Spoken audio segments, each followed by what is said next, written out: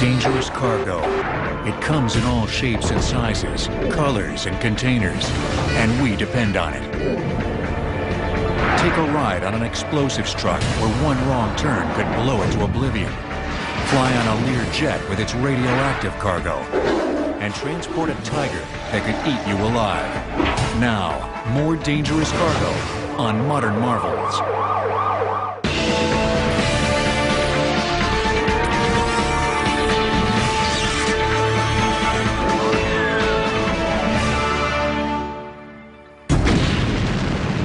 For those who transport dangerous cargo, sitting in the hot seat is all in a day's work. This is your panic bug here. In a job where making one mistake can be life-threatening, this business is not for the faint of heart. You could have a fire, you could have an explosion. You might even find yourself holding a tiger by the tail. Basically, the person that's looking out for everybody else in the cage has a hell of the cat's tail. If the cat starts to get up or to move off, I can spin them out of the direction of all the other folks. To keep on trucking in this business, you better be good.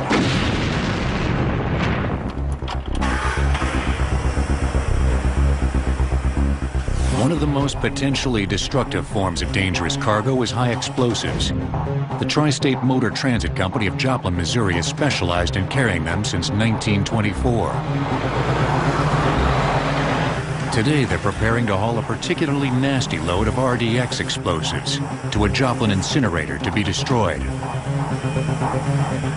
This load and every similar load benefits from over 100 years of technology the shipping industry has developed for hauling modern high explosives. RDX explosives, it is a very, very delicate high explosive. It's usually manufactured for shape charges, which is the detonation or demolition of buildings, artillery shells, mortar shells, high-impact bombs. It was test material. The manufacturer got the results, and the leftovers have to be disposed of. Tri-State also transports dated munitions. The material in the canisters is .30 caliber ammunition, shells, that were either wet, outdated, and they have to be properly disposed of also. Every journey begins with a single step. And in Tri-State's case, the first step has been to specially customize the truck to accommodate this extremely dangerous load. The suspension system on the trucks is a specially designed air ride suspension that gives a floatability to the load just to keep anything from shaking when they're going down the nation's highways. The truck also features a dromedary trailer. It's a series of combination-sized boxes to fit together.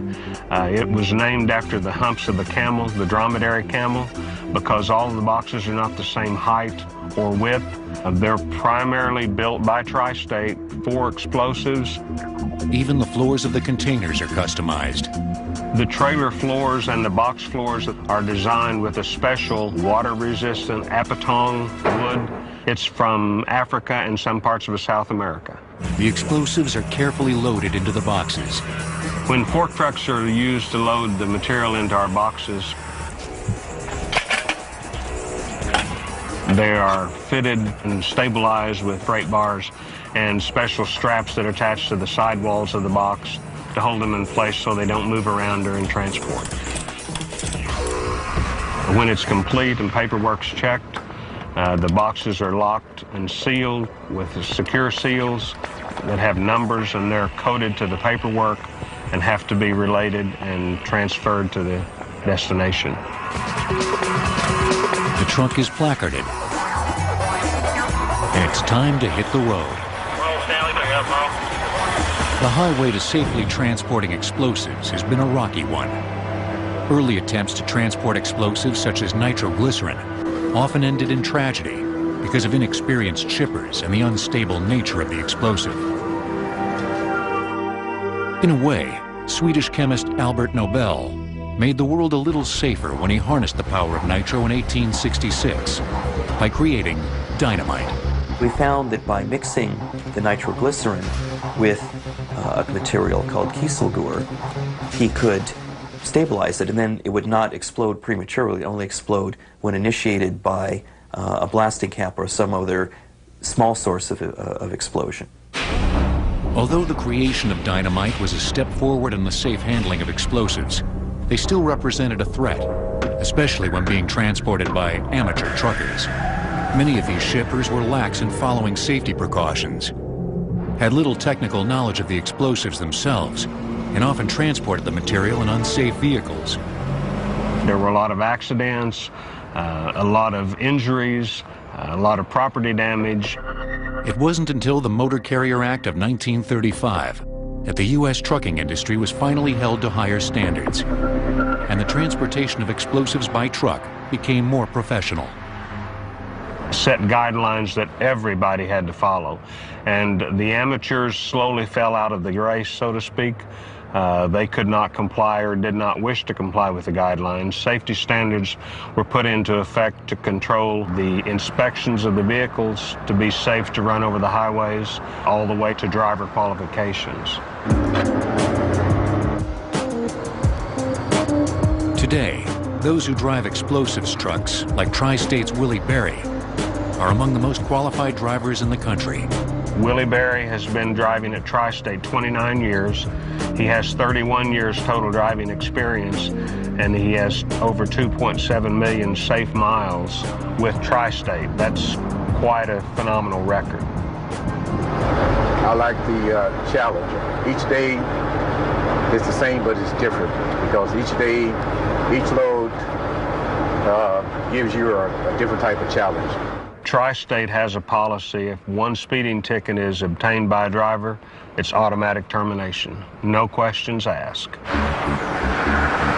The route of an explosives truck is carefully plotted ahead of time. There are communities and areas across the country that have designated routes to avoid them, to go around them. Bypass interstates are taken.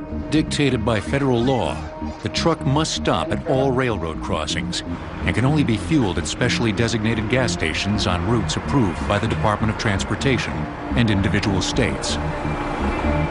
We have a list of the ones in a book that all of our drivers carry, so they know if they're in a certain state on a certain road, this fuel stop is available. Equipped with a Qualcomm satellite global positioning system, the truck and its route can be carefully monitored from Tri-State's main office in Joplin. If an accident occurs or other important information needs to be communicated, the system also allows the driver to quickly get in touch, no matter where he is. It is immediately responded to by law enforcement, by our own facilities, wherever they might be, and first responders are immediately summoned. The truck also has a panic button. Push this button here if you're having a problem, and it will go through the satellite system, and they will send someone out to assist you. The truck's final destination is Joplin's EBV Explosives Environmental Company, where its load will be burnt in a specially built incinerator.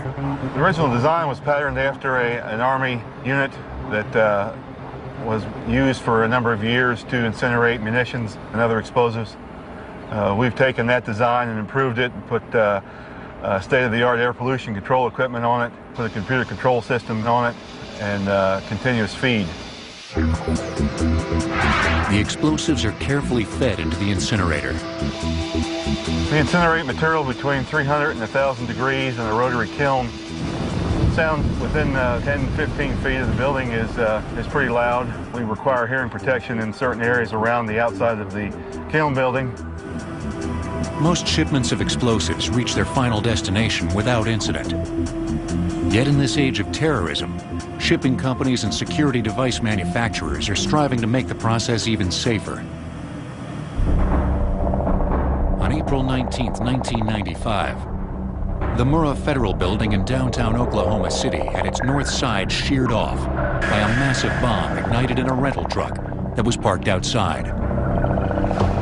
168 people perished in the explosion, which was the worst terrorist attack on U.S. soil prior to 9/11. The bombing in Oklahoma City in 1995 was not dynamite. It was actually a mixture of two very common chemicals, namely ammonium nitrate, which is used commonly as a fertilizer, and fuel oil. By mixing these two together, it actually produces a relatively powerful explosive.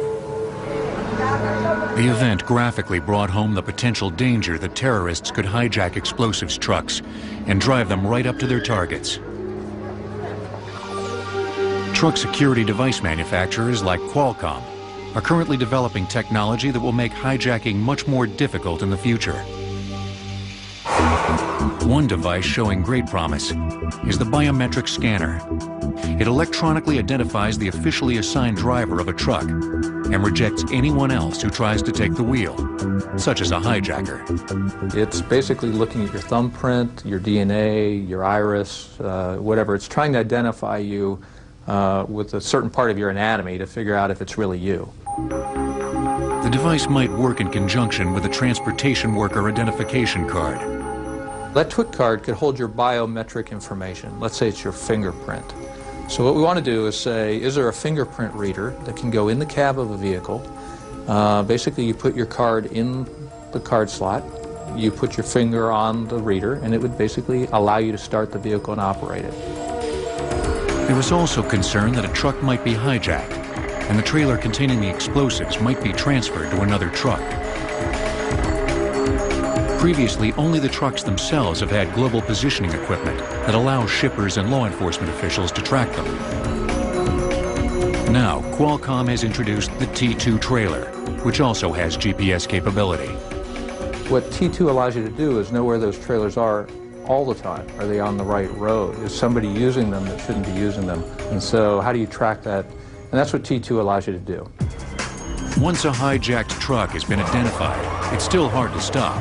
The California Highway Patrol and Lawrence Livermore Labs are experimenting with various devices that will allow law enforcement officers to stop a truck before it can reach its destination.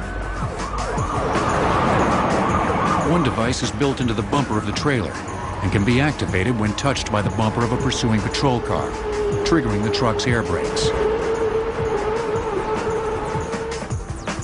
Another device works on the same principle, but is radio activated. Through technologies such as these, the trucking industry hopes to stay several steps ahead of potential hijackers. Transporting tons of high explosives is one thing, but the explosive temperament of a Tiger can test the resources of any dangerous cargo carrier. The United States currently has a licensed fleet of nearly 5 million tractor-trailers. More dangerous cargo will return on Modern Marvels.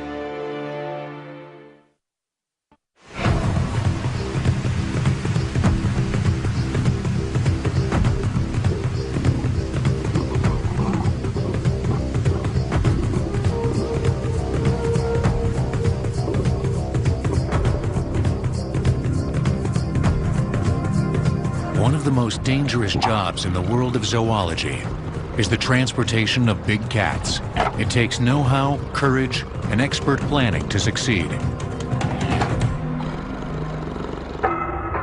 The transportation of wild animals has developed over years of research and experimentation. During the 19th century, the methods were very primitive and often cruel. Frequently, animals were transported in inadequate cages that were poorly ventilated, with little consideration for the creature's special characteristics and habits. Sometimes with the weather, if they were transported by train or by truck or whatever, going across deserts, many of them would die just because of the heat. The most important and far-reaching legislation concerning the treatment of animals came with the Animal Welfare Act of 1966. It not only deals with the transportation, it deals with the facilities that they live in, the care that they're given, the foods that they're given. The regulations are extremely stringent. Today, these guidelines are followed to exacting detail by organizations such as the Fort Worth Zoo in Texas, which is going to transport this rare Indo-Chinese tiger to the Miami Metro Zoo in Florida. His name is Hati. He's a 2-year-old Indo-Chinese tiger. He has 2 siblings, which are both females. Hati is being transported as part of a species survival plan breeding program. Long before the zoo ventures to move any animal, it plans out the operation with exacting precision. A key to the process is sedating the tiger so he can be given a thorough physical examination before the journey. The immobilizing agents are actually a combination of drugs. There's actually 3 drugs that were used: medetomidine, Valium, and ketamine. The animal is injected with a remote injection dart. It's fired from an air-powered pistol.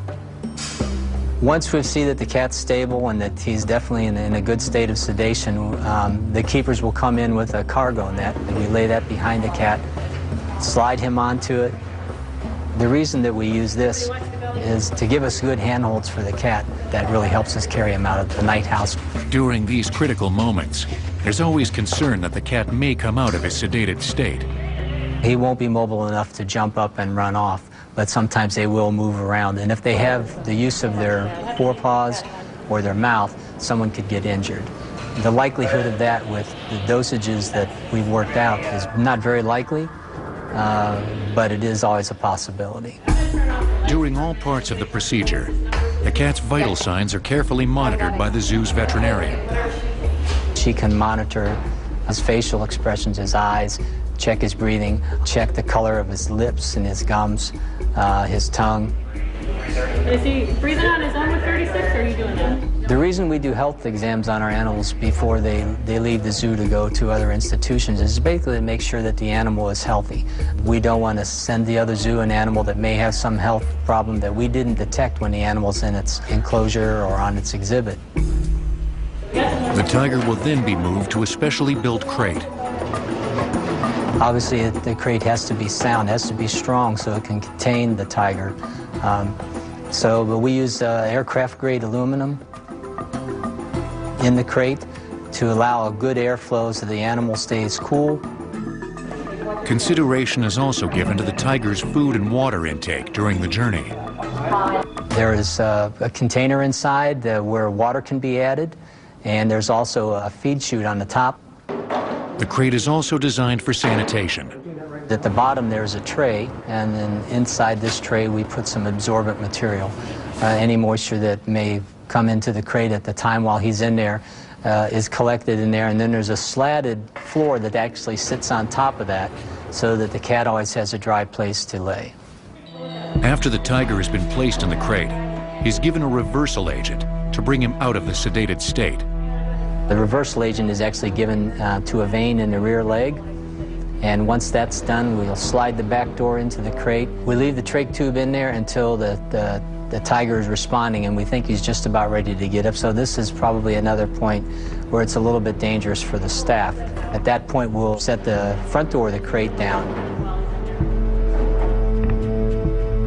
The tiger is allowed to rest for several hours before being transported to the airport for his journey to Miami. Not familiar with being in such a confined space, his wrath can be triggered by anyone walking near the crate.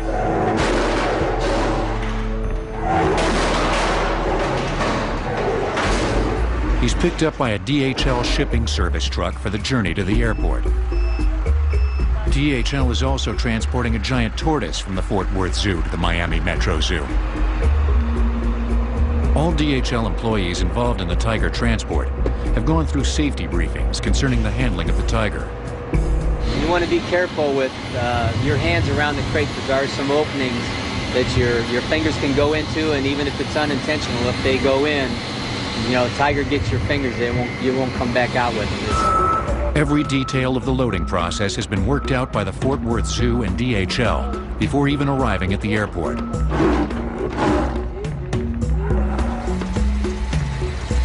The crate is moved onto the plane by a K-loader, which is an elevator device used to move cargo up into the plane's hold. We're going to be loading the tiger in what we call position 3 on the aircraft. This allows us to put the tiger on last on the plane and also allows us to remove it from the aircraft first. We've briefed the flight crew in regards to the temperature that's needed to keep the animal calm. We're going to keep this particular aircraft at a 60 to 70 degree temperature, which will allow the animal to remain at its normal temperature.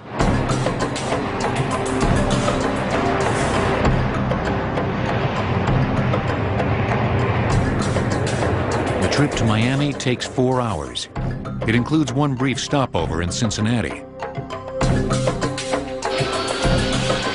The Tiger's plane is greeted in the Sunshine State by waiting members of the Miami Metro Zoo, the press, and DHL attendants.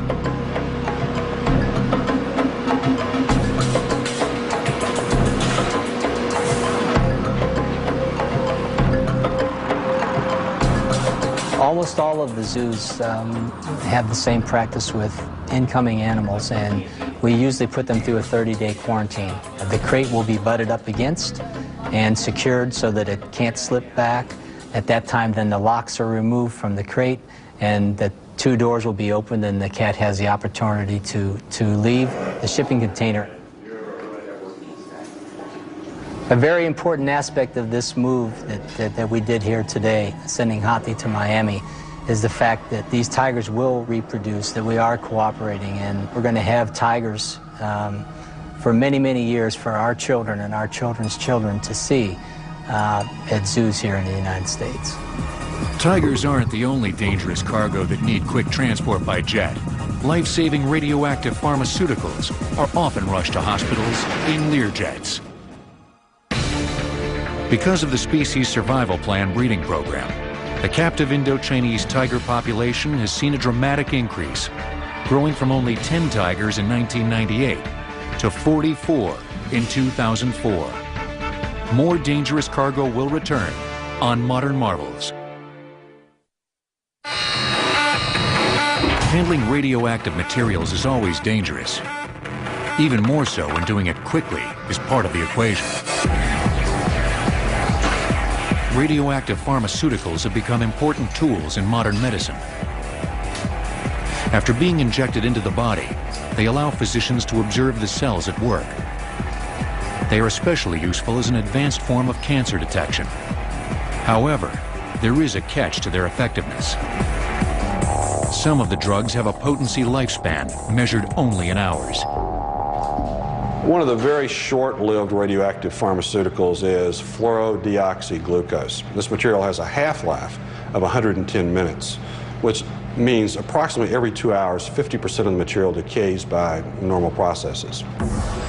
In order to rush the drug to hospitals and pharmacies in distant cities, drug manufacturers like Cardinal Health have turned to air carriers to transport them at high speeds. The success of the air carrier in delivering this radioactive material on time can literally be a matter of life and death to a patient waiting in some faraway city. Yet their transport must always be done with extreme caution. Here, Cardinal Health is creating a new shipment of the short-lived fluorodeoxyglucose, which is also known as FDG. A crucial moment in the process is when the drug is bombarded with radioactive protons in the lab's cyclotron. During the bombardment process, a significant amount of radiation is generated by the proton bombardment. Therefore, we make sure that the vault is sealed and personnel entry is forbidden.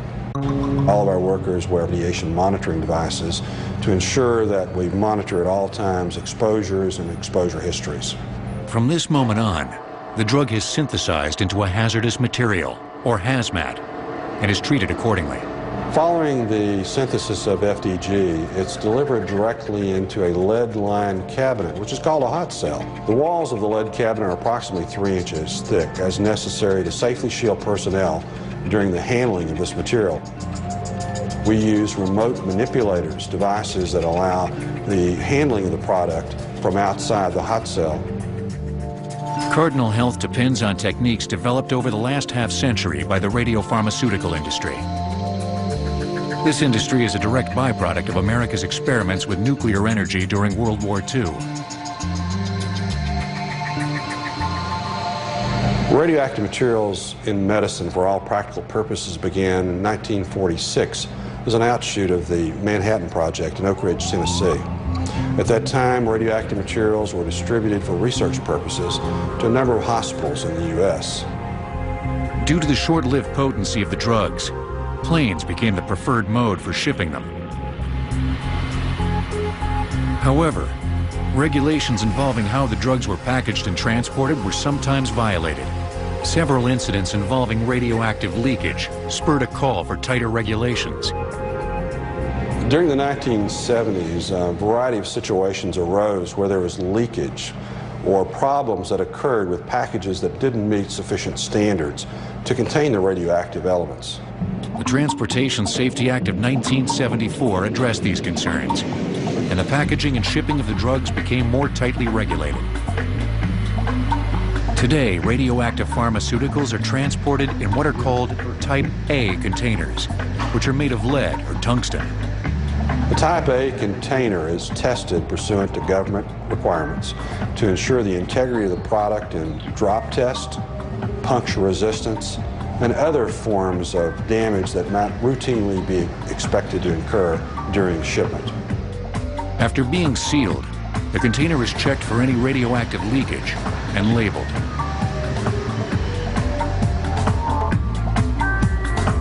Next, it's placed in a special metal box called an ammo can.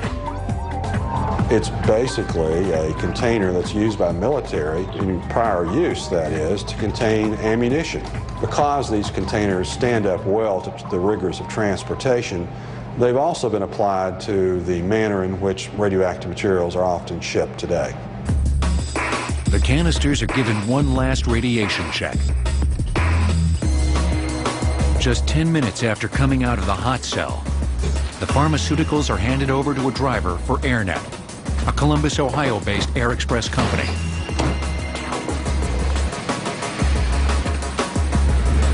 Then it's off to the airport, 10 miles away. AirNet operates a fleet of Lear jets to speed their cargoes as quickly as possible. Our system is built for speed. The backbone of our national air system is the Lear 35. It's a very dependable, fast aircraft. It's perfectly suited for the customer base that we serve.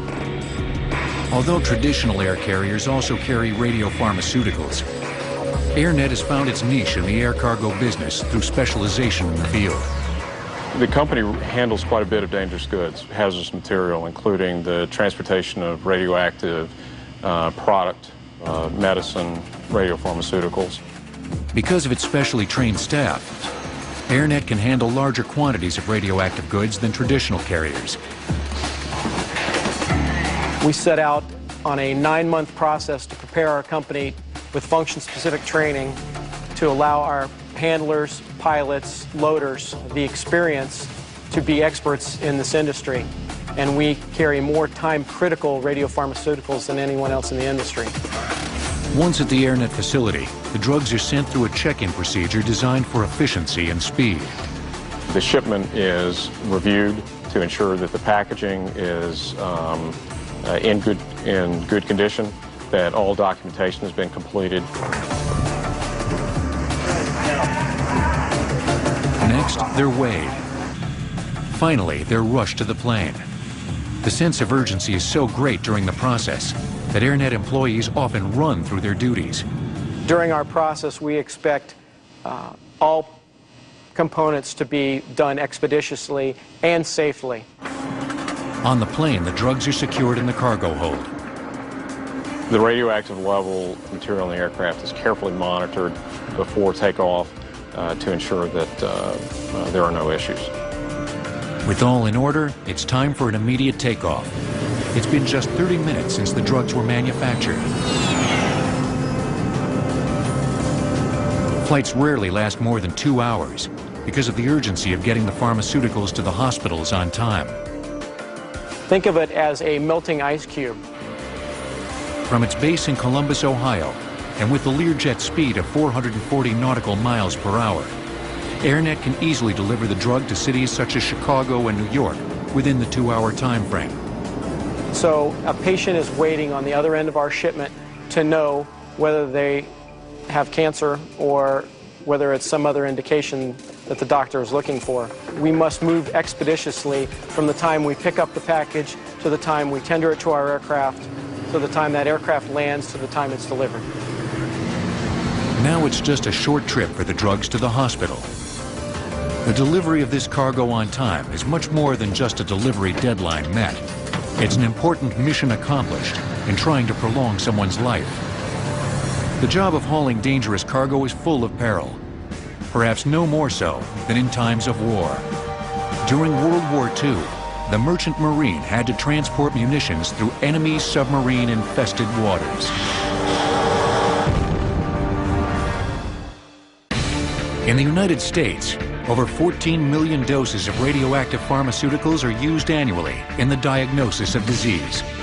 More dangerous cargo will return on Modern Marvels.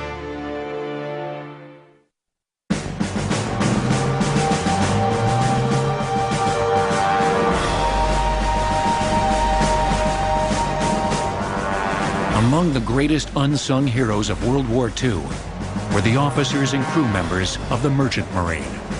Without their heroic efforts, the war may have been lost or prolonged by years.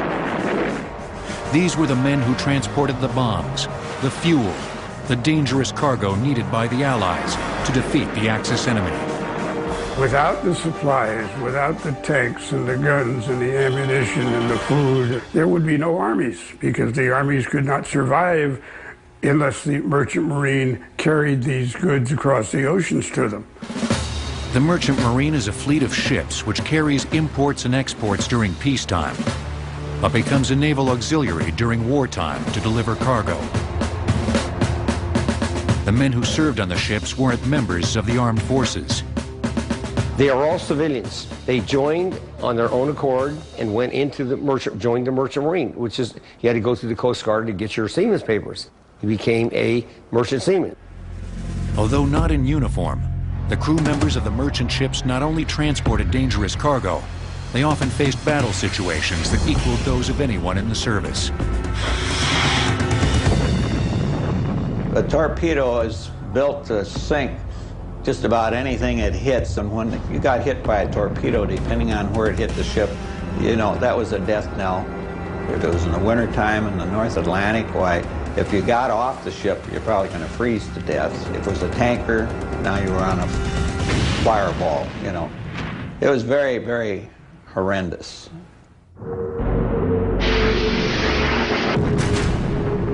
The loss of life on these vessels was truly staggering. It was dangerous enough that the Merchant Marine during World War II, percentage-wise, lost more people, had more people killed than any of the armed services. During the early years of the war, German submarines sank Allied merchant ships as fast as they could be built. Realizing the war could be lost if the supply lines between the United States and Europe were cut, the Allies began to build Liberty ships. The whole idea was to build a reliable ship, extraordinarily fast. The Liberty ships were 411 feet long and 62 feet wide. They were mass-produced in assembly line fashion, with each ship having interchangeable parts. The first ship took 244 days to construct, but by May of 1942, that number was cut to 72, and by August of 42, they were being assembled in 46 days. Although Allied fleets were now growing in number, the ships were still extremely susceptible to German U-boat attacks. Many of the first Liberty ships were unarmed, making them easy pickings for German submarines, who didn't even use torpedoes to sink them. If the ships couldn't fight back, you could surface and use your deck gun, and you could sink a lot of ships on the surface, not wasting a torpedo on a merchant ship. It was decided to protect the cargo carriers with armed Navy guards. But even with this added firepower, the ships were still extremely vulnerable. We would call the sitting ducks. You say somebody you're armed guard, they say, "Armed guard, what are you, mad? You're crazy?" Because, you know, the ships were minimally armed. It was no fun. Although the guards were effective enough to stop German submarines from picking off Liberty ships with their deck guns, they couldn't stop the torpedo attacks. It was scary when, in the middle of the night, everything is blacked out, you can't see anything, and then you see this explosion. Perhaps the most perilous part of their transatlantic journey took place in the air gap, a wide band of the North Atlantic that was not patrolled by Allied aircraft, and took 4 to 5 days to cross. You lost your air cover, and this is when you were out in the middle of the ocean, and this is what the Germans knew. They didn't want to be operating close to the shores where they could be discovered by the airplane. So you were on your own. If stricken at sea and unable to move on with a convoy, ships were often left behind. If a ship could not keep up with the convoy and they had engine problems, and because the convoy could not stop for them, the convoy kept moving all of the time. In an effort to bolster the speed of the merchant marine fleet, Victory ships were introduced in 1944. The Victory ships could reach a maximum speed of 17 knots, a 7-knot increase over the Liberty ships, giving them a better chance of avoiding Nazi subs. Ultimately, the Liberty and Victory ships delivered the goods. By war's end, they had carried over 75% of the supplies needed to assure victory for the Allies. The men who served on Liberty and Victory ships had the ultimate dangerous cargo jobs, and they paid the ultimate price. During World War II, nearly 6,000 men perished while serving in the American Merchant Marine.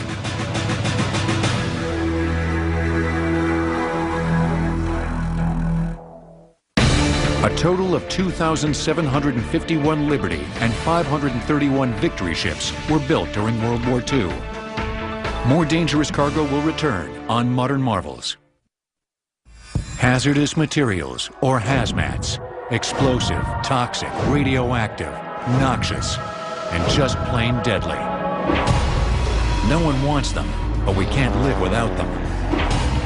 Hazmats are the nasty byproducts of our industrial age. They're the dirty stuff that makes the world go round.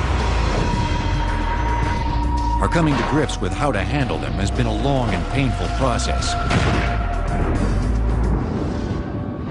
During the 19th and 20th centuries, hazardous materials were often just dumped into rivers and waterways and forgotten. Many took an out-of-sight, out-of-mind attitude when dealing with the substances, but the government did slowly move forward in trying to regulate them. There's been loss of life, loss of property, and loss of products that has caused significant regulation, compliance restrictions, and legislation. During the 1980s, federal legislation dealing with hazmats leaped forward. As is often the case, it took a catastrophic disaster to spur positive legislation. The incident occurred in December of 1984.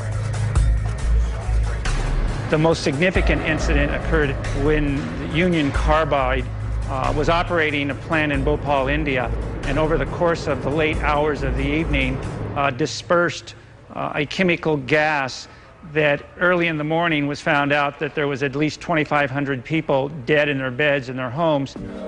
A disaster immediately raised a call for stronger hazmat legislation in America. The laws were basically called the Emergency Planning Law and the Community Right to Know Law. And what these processes did was instill in everybody that manufactured, handled, and processed chemicals that they now needed to report the chemicals on site in their facilities so that not only emergency response people could act immediately to any disruption due to a chemical spill, but also that the community had the right to know of what was transpiring within the four walls of these businesses. Stricter legislation drove many out of the hazmat business, but it was seen as an opportunity for others, such as the Weber Distribution Company, which specializes in transporting, warehousing, and distributing hazmats. Its state-of-the-art facility in Santa Fe Springs, California, serves as a storage terminal for hazmats in transit. The vast complex is divided into separate areas, each tailored to store specific hazardous materials. Federal legislation forbids the commingling of hazmats that aren't compatible. There are very strict requirements in regards to commingling and compatibility with various chemicals. That's why our particular building here in Santa Fe Springs is sectioned off into 14 different rooms. One of the most carefully designed rooms is the one where poisons and toxins are stored. Today our poison room basically has cyanide materials in there, various types of cyanide, sodium, copper, potassium cyanide. Many safeguards, including the fire door, are built into the room in case some disaster should strike. The door is designed and engineered with a fusible link that would automatically close once it hits certain heat levels. This door would, in fact, guillotine down to help circumvent or mitigate any problems we had in the building. The room also features a special air filter system to protect against the emission of toxic fumes in case of an emergency. We have a charcoal-filtered air scrubber that sucks up air throughout the building, funnels it through the system itself. In the event of fire, it would filter any fumes or contaminants before it enters the environment. The entire complex is computer controlled. With a click of a button, Weber can locate every object stored in the massive facility. Not only is this advantageous for inventory control, it's mandatory for safety. If the wrong product is pulled, it could cause severe damage in the manufacturing process or when loaded on the trucks with uncompatible product.